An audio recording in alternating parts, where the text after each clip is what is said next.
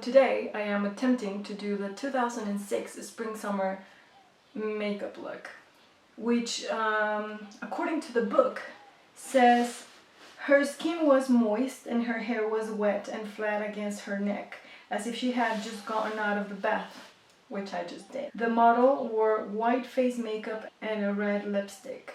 What I did was grab my lightest foundation. This is NARS Siberia Light number 1. And I'm just gonna apply it from the line where I would contour to my forehead.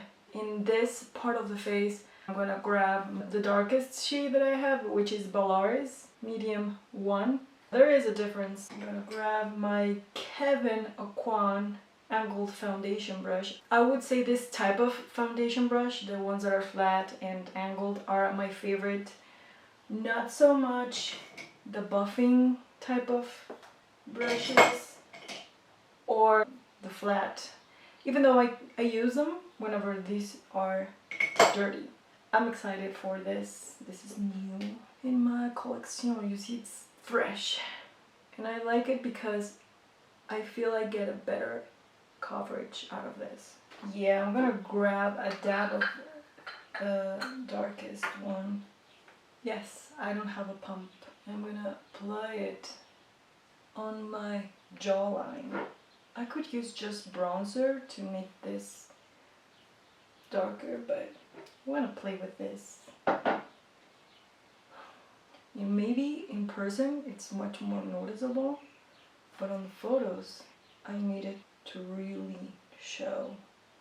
What I don't like about light colored foundations is that all of my pimples, they look purple.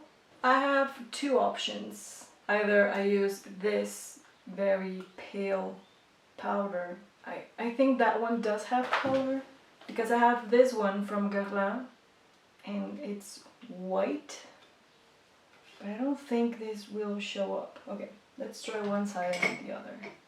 No, it looks, yeah, I don't think this is gonna show. No, abort. And I'm just gonna pack it on concealer brush from Burberry. I'm gonna try to pack the powder on the pimples in hopes of not taking off the coverage, because sometimes adding powder lifts off whatever that is underneath. Anyways, we're gonna leave the rest for Photoshop because I am losing my temper. Whatever. In the show, there was different variations when it came to the eyes. The one that was wearing the black trousers, she just had a lot of eyelashes and probably a liner, a black liner. And the one who had the roses, the white pants, she had a very heavy black paint eyeshadow thing going on. There were some looks that displayed some jewelry made out of eyes, colored eyes.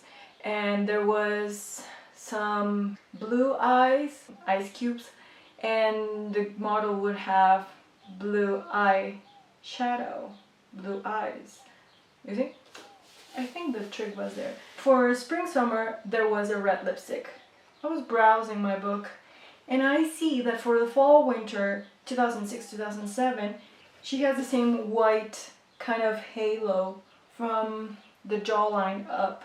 I was thinking I could do both in one, just be like, oh, this is fall winter, let's do a red lipstick, and now we have spring summer. But no, one look at a time. I'm gonna add this photo in a better resolution. We're gonna see how the hair is supposed to be dry on top, wet on the bottom, and just add the red lipstick and slap a bit of the black eye. I'm gonna use this MAC paint pot in background. It's like black with a bit of shimmer, metallic-y, but really, mostly it's very black. And I don't care. I'm not gonna be precious about it, as per what we saw on our last video. I'm just not precious about it. And for what I saw, it's just on the upper lid. Not really much action going on the lower lash line. I really like the messy vibes of this. I think it looks very Margiela already. I don't wanna clean it on my pants because these are Margiela. Spring Summer 2006. You see, I'm on brand. Okay, can you tell that I have like a white powdered face? I kind of don't. I was struggling with my mascara yesterday, but there's still life in this one. I have a backup. This is brand new. I want them to live as long as they can. On the face chart, there's a lot of lash going on. And I think that they kind of made them a bit chunky. We can see them now. Okay, perfect. I didn't know Isabel Marant and L'Oreal were partnering up to do a lipstick beauty collection. And I just bought this one because it's called Palais Royal Field. It's a red. It's gonna be useful for today, which I didn't expect it to. I'm not the biggest fan of the smell. It's kind of like a candy floral.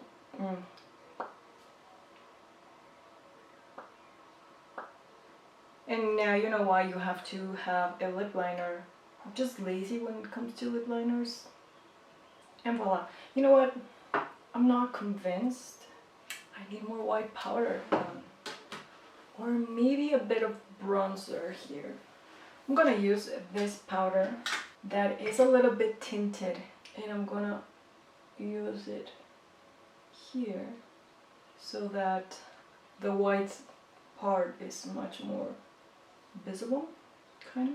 So this is it. This is my recreation of Spring Summer 2006 Maison Margiela collection, which was groundbreaking. A surprise for all the attendees because it was so different. The models didn't walk on the runway, they were pushed. They were standing on a dolly for the cameras, so they were standing on those aluminum dollies and they were pushed. The room was black and there was just this light shining on them.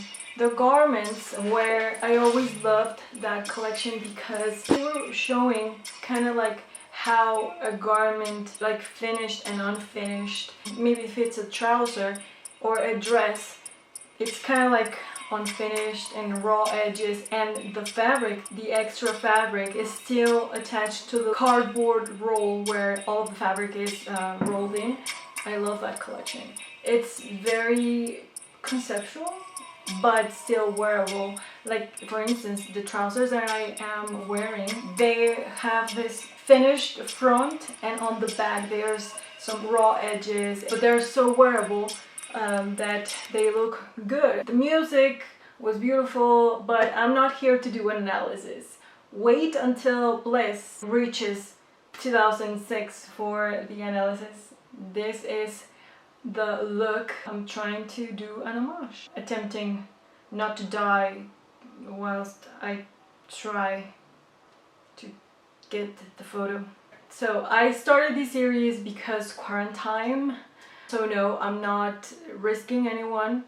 Where I'm gonna be taking the photos and where I took the photos for the 1991 spring summer look is a factory. There's no one there right now, so there's no one being exposed to coronavirus. Wish me luck so that I don't die trying to get the photos. If I get some footage of that, there you go. Thank you so much for watching. Peace.